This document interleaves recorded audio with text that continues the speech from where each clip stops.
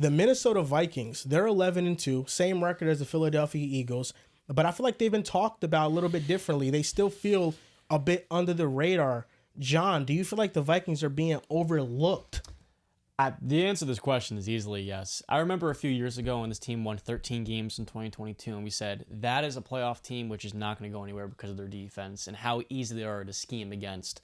But this team is different. This team reminds me a bit of last year's Packers, where they have the right recipe to go on, not only win multiple playoff games, but be a threat to a team like Detroit, who they have a lot of familiarity with and went toe-to-toe with earlier this year. And specifically, the biggest difference to me between the last couple of years and this year is not only do you have a star running back in Aaron Jones who uplifts this offense, but Sam Darnold has made their passing attack even better in these last couple of weeks. And him having a full year in Kevin O'Connell's offense has gotten to the point where we're looking at a quarterback playing at top 10 level. Right now, you look at that top 7.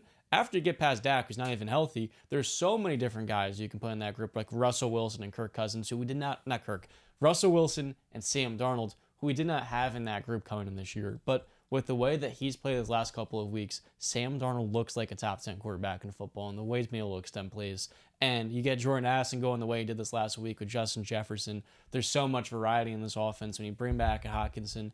But the recipe to this team giving teams fits is their defense of Brian Flores. So I know that the Vikings are not the team you put in the same tier as the Lions and the Eagles, but they're so clearly a top 3 team in the NFC to me, and I would be shocked if they don't win a playoff game because there's nothing that this team's currently missing. I believed, man. Listen, I believed. Only because, of course, Jettis, my dog. I did really like Jordan Addison. I think I called him better than Jay Flowers at one point during their rookie years. Really like Jordan Addison, what he can provide being that number 2 for Jettis. And he's starting to really wake up to being that. And I think that's really important. Also, TJ Hockenson coming back just brings you a different dynamic to this offense. I feel like coming into this year, we kind of felt like Darnold can play at a really good level. You know, probably not elite, but definitely a good enough level to where they can be competitive. You know, they can hover in the hunt. Definitely didn't see 11-2, top of the NFC. 28 tuds. Yeah, 28, like an elite top 10 level. Definitely didn't see that. I thought he'll have some struggles, and he's had his moments where he's definitely struggled. But him, Jefferson, Addison, they just complement each other so well. And I think, you know, Darnold's big playability and the fact that he's able to just sling that football, he's been pretty calm in the pocket. I think that's really important. And of course, the motivation and the leadership that Kevin O'Connell has on this team. Like, he's just been in Flores on the defensive end and the blitz packages they have. I think they're being overlooked, though. It's kind of a double-edged sword because of Sam Darnold. I think, like, legitimately, they're being overlooked because there is a track record, a history of Sam Darnold just having those moments where he sees ghosts and where he fizzles out and where he doesn't, you know, he's not able to recover from a couple mistakes. And he's shown this year that he can bounce back. But we know the playoffs are a different atmosphere. You know, what are you going to look like going to Detroit in a playoff environment? What are you going to look like going to Philly in January and December in a playoff environment with them Philly fans heckling you and stuff like that? So I think it's okay, and I think when you just look at the top 4 teams in the NFC, specifically just these 4, I don't want to get into the others, but Green Bay, Detroit, Philly, and then Minnesota, I think Darnold's been probably playing the best out of all those 4. Him and Jared Goff have been playing the best this year. But I think walking into this year, you know, we had all 3 of them above Sam Darnold by a good amount of spots. Mm-hmm. You know, I think we thought Jordan Love was clearly the best out the bunch. And now you're going into a playoff atmosphere and you're thinking, damn, would Ken Darnold replicate that? I think in terms of just talent for talent, I think, like I've said it before, Eagles and Lions are a tier above Minnesota and Green Bay, you know, but I think the coaching aspect, I think Detroit and Minnesota, they have the top coaches on both sides for me personally, and then Green Bay is creeping under there for sure. And I think for me, they're being overlooked just because of the fact that can Sam Darnold do this in a playoffs? Which I do think it's a valid question. You know, I think regular season, playoffs, 2 different things, even in the NFL.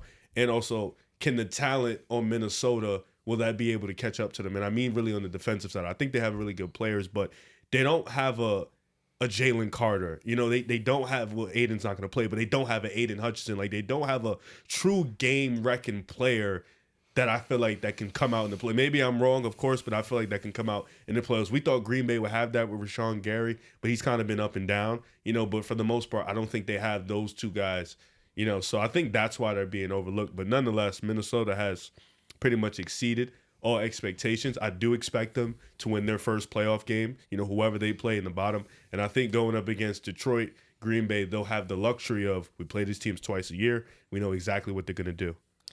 And the Vikings are 11-2, and they have some great wins. They've beaten the Packers. They beat the 49ers. They beat the Texans back when we thought the Texans were actually a respectable opponent. They beat the Arizona Cardinals. I think the Vikings, I know I said that. That's the first team I said. I think they are one of the most complete teams in football that we're not talking about that much because we have the Eagles and the Lions. They have a top 10 defense. They have a top 10 offense. Jonathan Grenard, I think, is in that territory where you can mention him as a game changer. He has 60 pressures this year, which is the most in the NFL. My concern with them is just if they can stay healthy. Stephon Gilmore went out. Ivan Pace Jr., he is not playing right now, and that's really tanked their run defense. And you look at their losses this year, it's been because the run defense hasn't been able to hold up. So can they stay healthy? Can they have their blue chip players in the playoffs? I think that's a valid criticism. Usually with quarterbacks reviving their careers, they're always secondary to the outcome that's going on. I'll look at the Tennessee Titans with Ryan Tannehill. Derrick Henry was the driving force.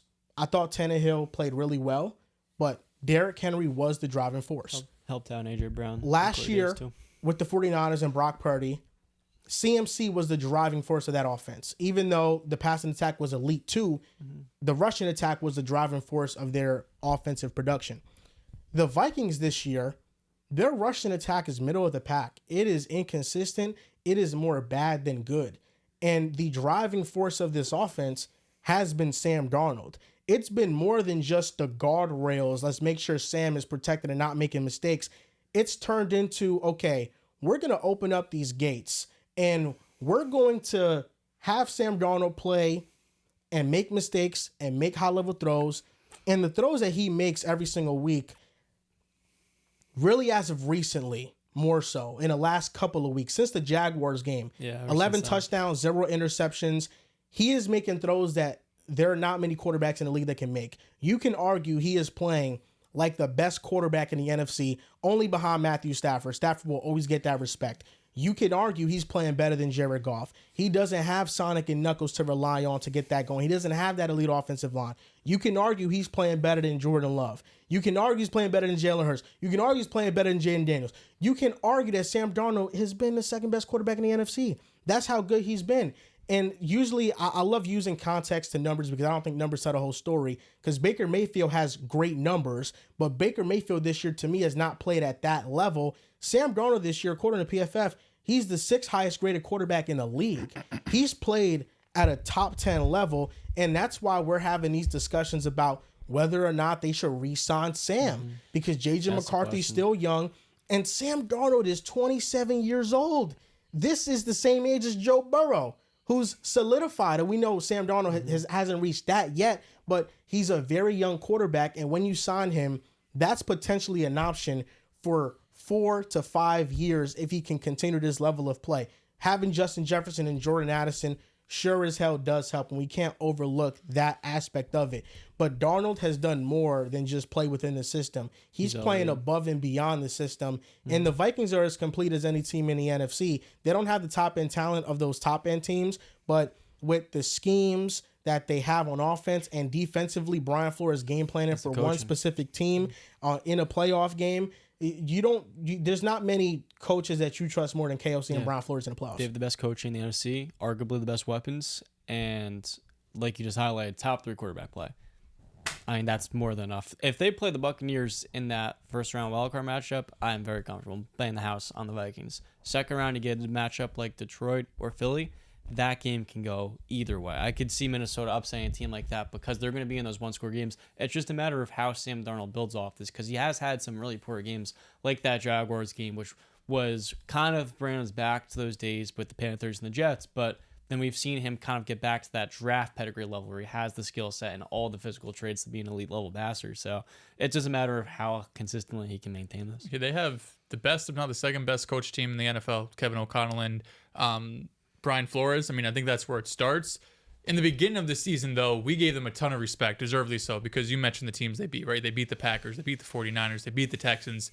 Since then, though, I think more than anything, they've been doing their job, right? Like when you go through all of their recent wins, they've been beating up on teams they've supposed to be beating up on, right? Like they beat Atlanta this past week. Arizona's a solid win. Chicago, a divisional game, so I give that to them. But Tennessee, Jacksonville, Indy, and then before that, they had back-to-back losses to Detroit and the Rams. And that was kind of that mini bump in the road when those were two, playoff contending teams, because at the time, that was when the Rams just got back Cooper Kupp and Puka Nacua. So they had all the weapons out there. So this is like the first time since week 1 we really saw the Rams at full strength. They lost those 2 games and have rattled off the rest since. But in these last 4, post that Jacksonville debacle that they still managed to win somehow, they're 8th in EPA per play. They're 6th in dropback per EPA, and they're 4th in dropback success rate. Sam Darnold has been playing as good as basically any other quarterback in the NFC. I agree with you guys. I think getting Jordan Addison involved as much as they have has been a big plus too, because we see Justin Jefferson, the coverage he gets week to week is fucking crazy. Like, it's insane that everyone points like the numbers that Jettas and Chase do. And of course, Chase sees some crazy coverages like too. But yeah, Jettas, I mean, there's constantly 2 dudes on him.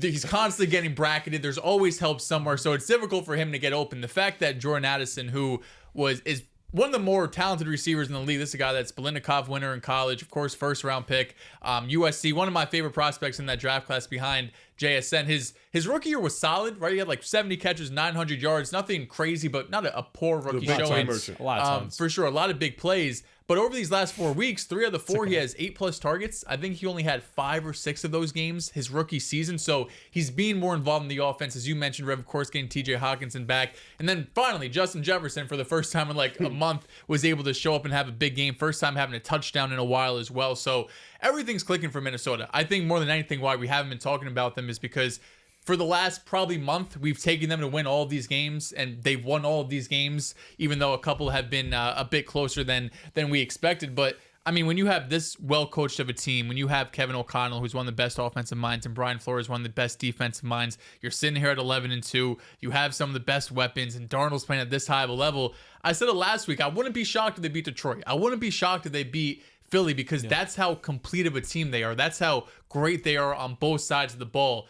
It's going to be difficult because you're going to be going on the road in both situations, but I think they have as good as a chance as really anybody in the NFC to knock down one of those 2 teams. Darnold. He's fucking good, man. You went to the archives this week, didn't you? Man, I really did. Yo, I was looking back at Instagram stories where I was debating Darnold and Josh Allen. I thought Darnold was going to be the truth. Darnold was took my an favorite offensive lineman quarterback over in that Josh class. Allen. I know I did. Never David forget Bakhtiari. He was the best left tackle in the league at that time, to be fair. To be fair. He took an offensive lineman over Josh. We had a Bakhtiari. debate. What? We had a debate. The debate was, this was the 2020 season. So Josh Allen's second year, Darnold's second year, when the Jets had the great offseason with, Le'Veon Bell, never CJ wavered. Mosley and shit like that. Generational We offseason basically for you said, guys. who's more likely to be in an MVP conversation? Is it Darnold or is it Josh Allen? And I was like, David Bakhtiari is more likely to be Bakhtiari's in the MVP conversation. No, Darnold, I'm glad he's playing well. It's just another like organizational failure from the Jets. Like, I think that's what it just shows. But how much are you guys buying what Darnold is doing right now? Translating to another situation that's good. What's good? New York with New Brian York Dable. Giants, good. Malik Neighbors. Malik Neighbors, Brian Dable. I presented that It's just opportunity Malik a month out ago. there. It wouldn't be as good as mean, it is now. They have Wan'Dale Robinson. They love Tyron Tracy. I think he's good. You gotta stop. Wandale's a good. Wandale's a good I'm spot. asking that question because You said he's better than Najee, so Who? you guys said you and Drew Tracy? said Tracy's better Tracy's than solid. Najee. He's that's bullshit. You guys said he was a stud like a month ago. He's I'm better than asking- Najee. Now he's just all. He's good.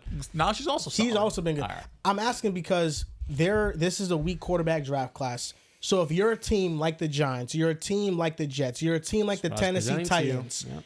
do you draft a quarterback in the top 10 or do you just sign Sam Darnold? He signed I think- Sam Darnold, I think. And this is where it's like a tricky situation, because you mentioned something that was really important. I think it kind of entails what the Vikings are. They didn't box him in. Like, I feel like when you watch Washington first couple weeks, they kind of boxed Jaden in. With respect, though, they have Terry and who else? You know what I'm saying? Like, it's not really much to go off of. So you kind of just keep the training wheels on a little bit. I think Denver, they did it, and that was wild. But with Minnesota, like, why would you box him in and you have Jettas, you have Addison and TJ coming back? It just doesn't make sense. let him go, let him loose, see what you can do. And Sam Darnold has exceeded that expectation. So I think you have a situation where the situation is also great, but Sam Darnold has shown vast improvements in his game. Now, would it translate to a different situation? Like the Browns, for example. No, I don't think so, because I don't think every situation is the same as this one. I think, obviously, when you go to a lesser talented place, I'm not going to sit there and visualize Sam Darnold being a floor raiser, but he's definitely right now a ceiling raiser. He's raised the ceiling for the Minnesota Vikings. And I think just other situations don't have the same coaches. Like right now, Cleveland, Stefanski's good, but he's not KOC. I don't think he's nowhere near that at this moment. Like, yeah, they don't have a Jettis. They don't have Addison at this point. They don't have a TJ. Like, the joke was nice. Let me actually show some respect. But even Vikings' offensive line is fluky at times. You know what I'm saying? Cleveland's offensive line, I don't think it has been good this year. It's been dealt with injuries, to say the least. Like New York, their offensive line, if Andrew Thomas isn't there, shit. Yeah, Malik Neighbors is nice. He's no Jettis. You know what I'm saying? Then Wandale Robinson, I'm glad you mentioned him. But he's all right. Theo Johnson. Yeah, like Tyron Tracy's okay, but people still respect Aaron Jones' game. So would it translate? Maybe not so, though, because I feel like those situations are tier or two below situations for Minnesota. Now, if you're talking like if he goes to a team like Tennessee, then it's like, all right, I think that's a slightly much better situation than a team like Cleveland, which I think is in a shit show, or a team like New York, which I think they need a full rebuild. I don't think Cleveland's a shit show, though, with their coaching. I really like that coaching staff. The way that they're playing I just right think now, it's a cloud around Cleveland. Cloud. You kind of distract yourself and separate the Deshaun Watson cloud. So Cleveland hard to do has that. Yes, but Cleveland has really good coaching and decent weapons, and I think that's enough for a quarterback. I think the most So hard to realistic do that. options would be the Titans and the Giants, because I don't think he's going back to the Jets. Yeah. Unless No we way. do something and we convince him, we bring Y'all some great don't deserve coaches. him, But I don't respectfully. think he wants to go back to the Jets. Nah, We do not bad deserve vibes. him. Shouldn't. Him So, and Gino. It's, the way bet- that they did those it's two. between the Giants and the Titans. Do you think they should just bypass drafting a quarterback and they should just give Darnold the keys for 2 to 3 years? I don't mind. If I'm the Titans, I'm looking like you got Dylan Raiola, 2 years, Lagway, 2 years, Arch. Nico from Tennessee, 2 years, Arch, 2 years or maybe a year. Somebody else just came. Somebody else is out there, but I'm definitely missing another quarterback or two. You can wait 2 years. Give Darnold the money. This quarterback class is mediocre. There's some interesting prospects, but I presented this to Joel a month ago. I said, if I'm the Giants and Brian Dable, I want to get myself a quarterback like Darnold who can come in, run my offense very well, and can even elevate the system. But it's a tough question for Minnesota, because do you try to give Darnold a 1-year deal? He's not going to take that. He wants multiple years. And if you give Darnold a 2 to 3 year deal, now the question becomes J.J. McCarthy's development. And I think that's a great problem to have, but it's an interesting one to monitor, because if But you Darnold could- doesn't maintain this, then it makes the decision a you bit traded easier. up for JJ. You have right? If I'm not mistaken, yes, they did. They traded up, You yeah. traded 2 Oh, firsts. yeah. It was 2 firsts. You Traded could down, I also should listen. say. This quarterback class is terrible. Could you trade JJ McCarthy in the offseason and get a first round pick? A bunch of assets. What would be the point of mostly. trading for him then, though? Because you keep Darnold. You're like, we just saw what Darnold did. He's a fucking top 5 MVP candidate.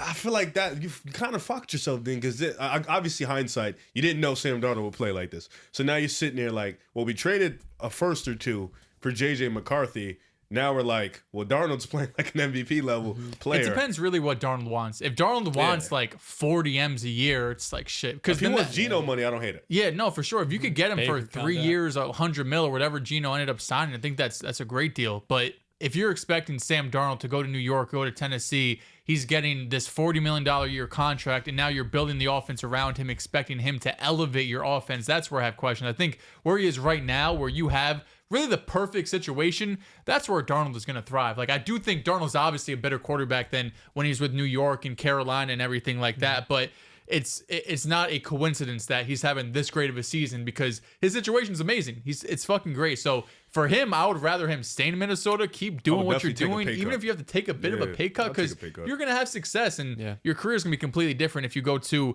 Tennessee or New York, especially New York, who hasn't been able to get anything right in a decade plus. You compare the weapons in the coaching in Tennessee to Minnesota, it is night and day.